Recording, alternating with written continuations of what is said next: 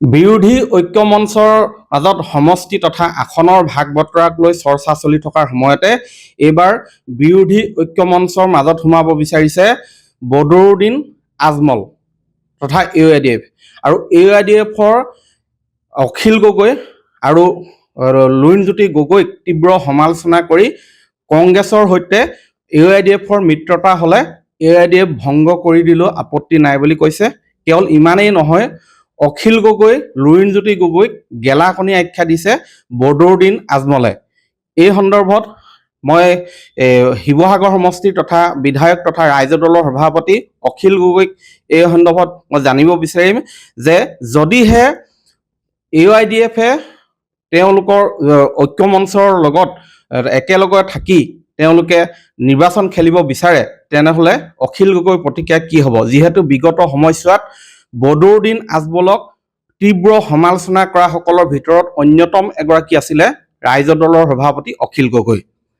যদিহে বিৰোধী ঐক্য মঞ্চত আপোনালোকৰ সমানে বদৰুদ্দিন আজমল অন্তৰ্ভুক্ত হয় তেতিয়া কি কৰিব?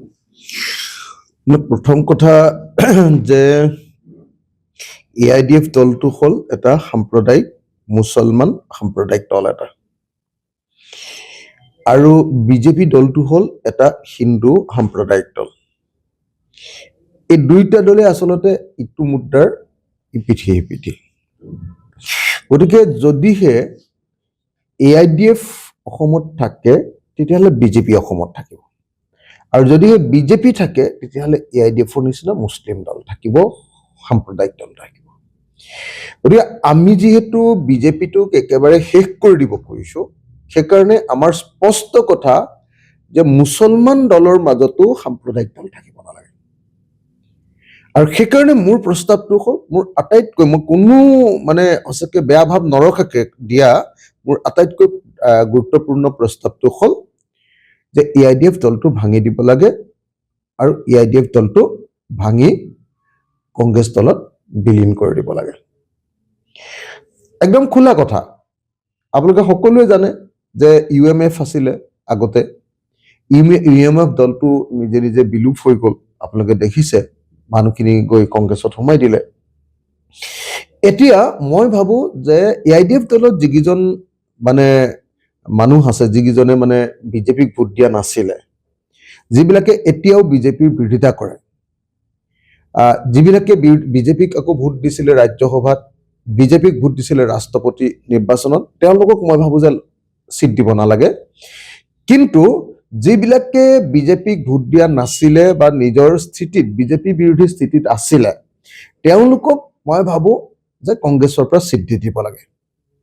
সেইকাৰণে মই এই মুহূৰ্তত বদৰুদ্দিন আজমল ডাঙৰীয়াক সঁচাকৈ আহ্বান জনাইছো। এইটো মোৰ কোনো পলিটিক্স কৰি কোৱা কথা নহয়, ধেমালি কৰি কোৱা কথা নহয়, বা বুদ্ধি কৰি কোৱা কথা নহয়। এইটো মোৰ একদম ইনোচেণ্ট, একদম চিধা আৰু সঁচা মোৰ প্ৰস্তাৱ যে বদৰুদ্দিন আজমল ডাঙৰীয়াৰ দলটো ভাঙি দি কংগ্ৰেছত চামিল কৰিব লাগে, আৰু কংগ্ৰেছ দলত হৈ বদৰুদ্দিন আজমল ডাঙৰীয়াৰ যিটো AIDF দলৰ যিকেইজন গুৰুত্বপূৰ্ণ মানুহ আছে তেওঁলোকক টিকেট দিব লাগে, আৰু টিকট দি তেওঁলোকক ইলেকশ্যন খেলাৰ সুযোগ দিব লাগে, আৰু এই দলটো চিৰকালৰ কাৰণে ভাঙি দি, AIDF দলটো চিৰকালৰ কাৰণে ভাঙি দি বদৰুদ্দিন আজমল ডাঙৰীয়াও হিষ্ট্ৰীত হিৰো হৈ থাকিব লাগে। যদি এইবাৰ আকৌ বিজেপিক জিকাবৰ কাৰণে, বিজেপিক শক্তিশালী কৰিবৰ কাৰণে এইবাৰ আকৌ যদি কংগ্ৰেছৰ বিৰুদ্ধে তেওঁলোকে যুঁজ কৰে, এইবাৰ যদি কংগ্ৰেছৰ বিৰুদ্ধে য'তে ত'তে 35টা চিট দি আসনত খেলি বিজেপিক যদি সহায় কৰে, তেতিয়াহ'লে ইতিহাসৰ পাতত বদৰুদ্দিন আজমল এটা আপোনাৰ খলনায়কৰ নামত পৰিণত হৈ যাব। মই আজমল ডাঙৰীয়াক আহ্বান জনাইছো যাতে বদৰুদ্দিন আজমল ডাঙৰীয়া তেখেত কোনোদিন খলনায়ক হৈ নাযায়, তেখেতে যাতে অসমৰ ৰাজনীতিত, অসমৰ ইতিহাসত এটা নামৰূপে, ভাল নামৰূপে ৰৈ যায়, তাৰ কাৰণে তেখেতে এই দলটো ভাঙি পেলাব লাগে। এইটো সময়ৰ আহ্বান। AIDF দলটো ভাঙি এইটো কংগ্ৰেছত চামিল কৰি দিব লাগে, আৰু যদি কংগ্ৰেছত চামিল কৰি বদৰুদ্দিন আজমল ডাঙৰীয়াই এই দলটো ভাঙি দিয়ে, তেখেত হিৰো হিচাপে ৰৈ যাব। আৰু যদি এইটো ভাঙি নিদি যদি আকৌ বিজেপিৰ কাৰণে এইবাৰ ভোট গোটাই দিয়ে ৩৫খন আসনত খেলি, হা, আসন আছে ধৰক মুছলমান মানুহৰ জিকিব পৰা আসন আছে ২২খন মান, ২২খন ২৩খন, কিন্তু খেলিব ৩৫খন, যাতে সেইবিলাকত আপোনাৰ বিজেপি জিকিব পাৰে। এই যিটো কাৰবাৰ, এই কাৰবাৰটো যাতে বন্ধ কৰে, তাৰ কাৰণে মই বদৰুদ্দিন আজমল ডাঙৰীয়াক আহ্বান জনাইছো। বাকী আজমল ডাঙৰীয়াই মোক কি বুলি গালি পাৰিলে সেইবিলাক পলিটিক্সত থাকেই, এইবিলাকত কোনো ইম্পৰ্টেণ্ট নহয়। মোক গেলাপনি বুলি গালি পাৰক, অন্য কিবা বুলি গালি পাৰক, সেইবিলাকক লৈ মই কোনোদিন কেতিয়াও ইমান লাগি নাথাকো। সেইটো আপোনাৰ পলিটিক্সত সদায় থাকে, ইজনে সিজনক কেতিয়াবা কেতিয়াবা গালি পাৰে। সমষ্টি এতিয়া কোন সমষ্টিত কাৰ প্ৰাৰ্থী হ'ব এতিয়াও কিবা আলোচনা হৈছে নেকি? আলোচনা হোৱা নাই, সোনকালে আলোচনা হোৱাটো দৰকাৰ। আৰু মই ভাবো যে যিমান সোনকালে পাৰে, শব্দ এটা কৈ আছো আপোনালোকে জানিছে চাগে, এজ চুন এজ পচিবল আমাৰ বিৰোধী দলবিলাকৰ মাজত আলোচনা হৈ চিটবিলাক ভাগ বিতৰণ কৰাটো দৰকাৰ।